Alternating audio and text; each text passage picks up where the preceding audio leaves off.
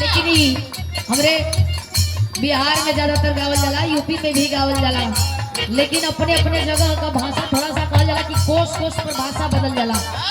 दूगो गोल बैठेला भैया हो, ए भैया दूगो गोल बैठेला, एगो कढ़ावे वाला एगो घोटावे वाला। मतलब एगो सवाल करी एगो दूसर जवाब दी।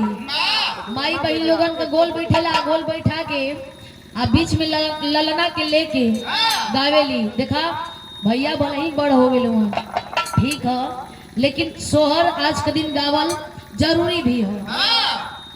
आवा भैया जन्मदिन आज भैया का हो तो बड़ा खुशी का बात है।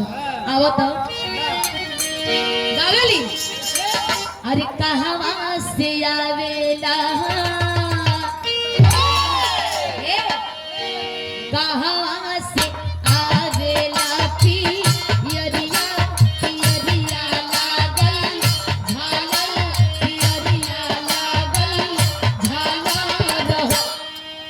ए ललना ए ललना ए ललना कहाँ से आवेला सिंधोरवा सिंधोरवा भरल से दूर हो। ए ललना कहाँ से आवेला सिंधोरवा सिंधोरवा भरल से दूर हो।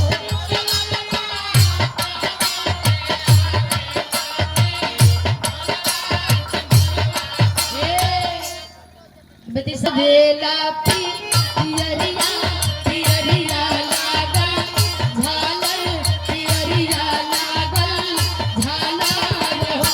ए ललना ए ललना ए ललना कहाँ से आवेला सिंधोरवा सिंधोरवा भरल से दूर हो। ए ललना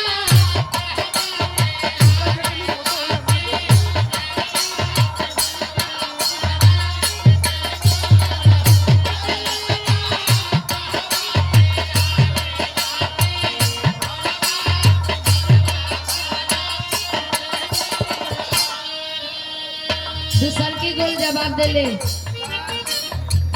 नैहरा से आवेला पियरिया पियरिया लागल झालर पियरिया लागल झालर हो।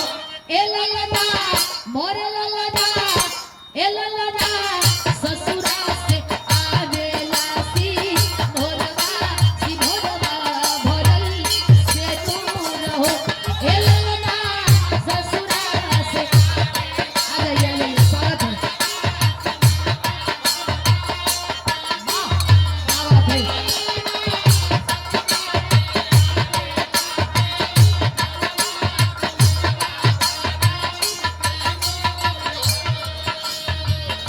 दूसर का गोल जवाब दे देलस। फिर कहिए का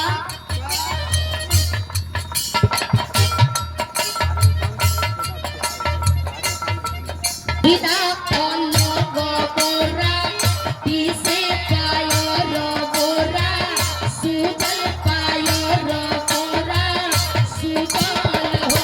ए ललना ए ललना ए ललना होरिया के आगो काबू भाला मोहलिया उठे सोमर हो।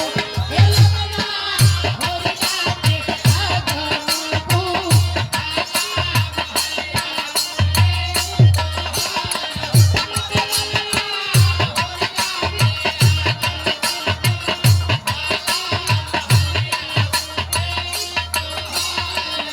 देखा जब पवरिया लगावेलन तो बदल जाला कैसे बदल लो